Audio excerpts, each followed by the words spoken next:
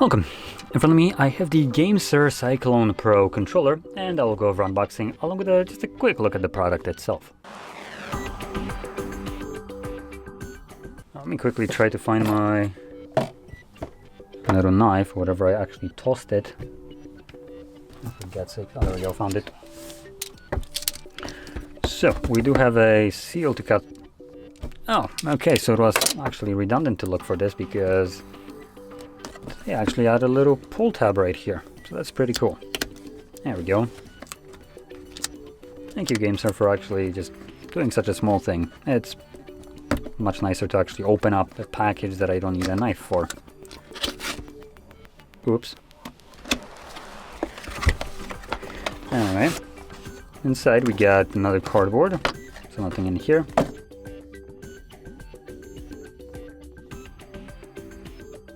There we go. So that's everything that was in the box.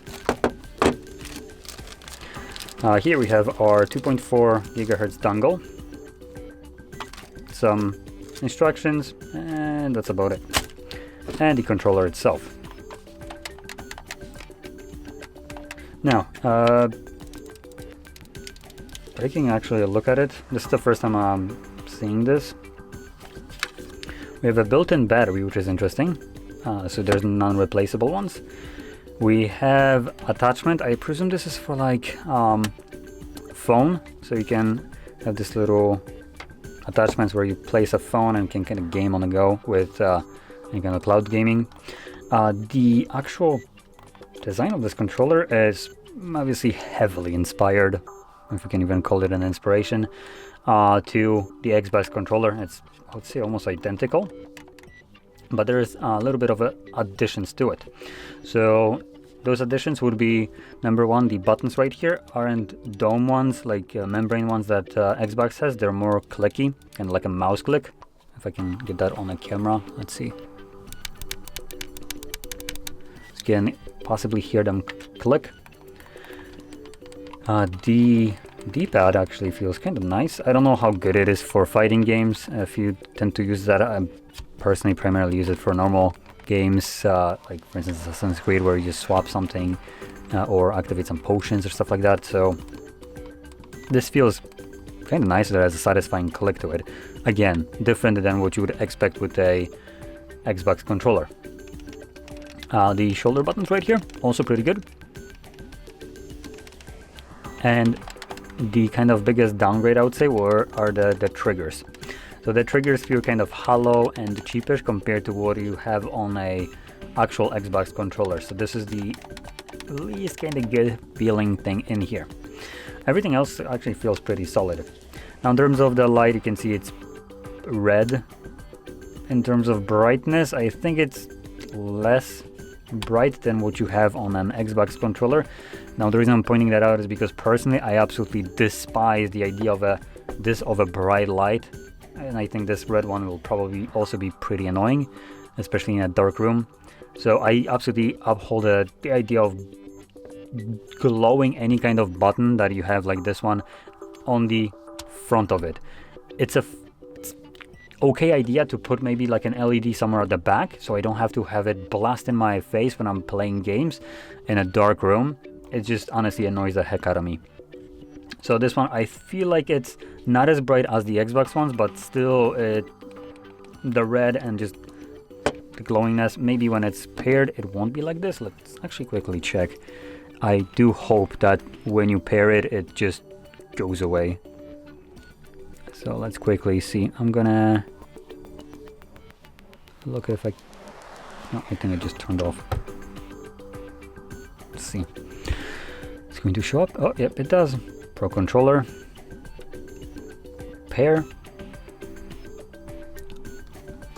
Ah, damn it. I thought that it's going to be not visible, but it's just now a stable red light. So, kind of taking... I don't think it's as bright as the, like I said, Xbox one, but it's still pretty bright, which... don't really like that idea. Now, you can also see we have a Type-C charging port right here. And we have at the back... Alright, I probably should disconnect it before I start doing anything on my phone. There we go. We have also the side buttons right here. So this is the R4 and L4. And these are in a pretty good position when you're holding it. As you can see, for me, this is just exactly where my middle finger is. And it's nice and easy to press, but for the most part, if you're kind of gripping the controller, you might be doing it with 2 last fingers, which don't really get in the way. So this is actually a pretty nice place for these buttons, and I don't think I would be pressing this by mistake. Then if you want a normal grip, like a little bit more, if you don't want to press it, you can just kind of move it out, and it doesn't protrude enough for you to be pressing it anywhere here. So again, positive. Some controllers, when they have this side, like back paddles or whatever you want to call it, they are in a most unfortunate places that wherever you put your fingers, you will always be pressing it somehow. So this is obviously done in a way that wouldn't be happening. Now we also have what looks to be like a pairing button right here. That could be for the 2.4 gigahertz dongle to swap between them. But I'm guessing we have obviously the 2 Xbox buttons for like the mini and the other one. And additional one right here, which looks to be programmed to take a screenshot. And obviously this one functions as a power on.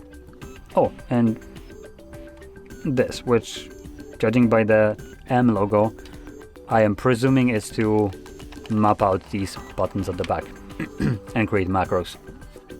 So there we go. Pretty solid controller. Also in terms of weight, it's on a lighter side. It's not as heavy as an Xbox controller, which if you find the Xbox One to be too heavy, this one is much lighter. Plastic wise, used here, it feels a little bit cheaper than what Xbox would have, considering it is copying it. This is perforated. Might be a little bit more pain to actually clean it up when it gets all the gamer sweat in here, but feels good. It's a pretty decent controller. In terms of pricing for this, it's all over the place. You can get it for as low as 50 bucks as far as I can see right now from a normal store. And the pricing goes all the way up to nearly $100. So it's just kind of random. Doesn't seem like there's much of a difference between these, apart from the color, I should add. So the white one, for some reason, a different retailer sells it for much more. So it's not like apples to apples, but generally it seems to be about a 50 bucks for this as an entry point. See, AliExpress does it offer for 50 bucks the same thing? Yep. So AliExpress, if you don't mind using that, offers both of them at the same price, which is just a little bit below 50 bucks. That also includes tax, by the way. So very affordable.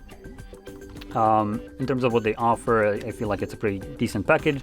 The 2.4 gigahertz, the Bluetooth included, the very satisfying clicking buttons, and the design being pretty good.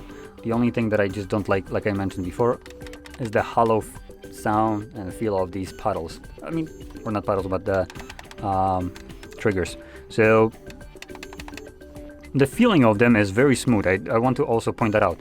The feeling does feel good. It's just the sound. In terms of comparing it to Xbox, Xbox has a more hefty, toned down sound when you bottom it out and also release it. So this one is a little bit more like a harsh plastic just hitting.